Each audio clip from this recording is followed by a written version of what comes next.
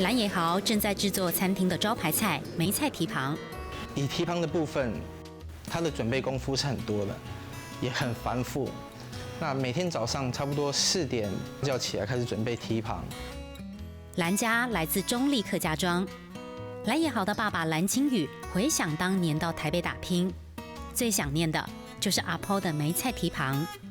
于是他向同为客家人的岳母学做客家菜，本想一解游子乡愁，没想到在家招待3、5好友，大伙都爱上了蓝清宇料理的传统客家味。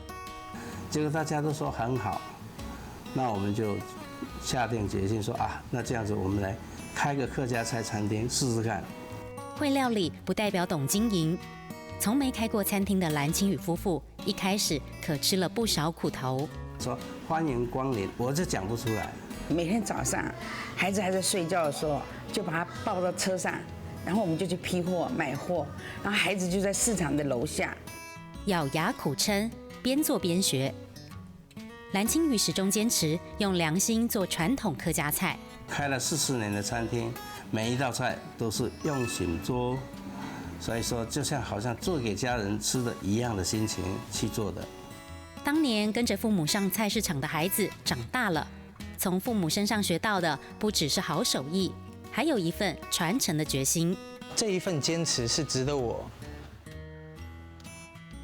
把它传承下去。时代在变，有些事依然值得保存，就像这朴实无华的客庄家常味，因为用心而在台北街头继续飘香。上课喽！用心做，用心做，用心做。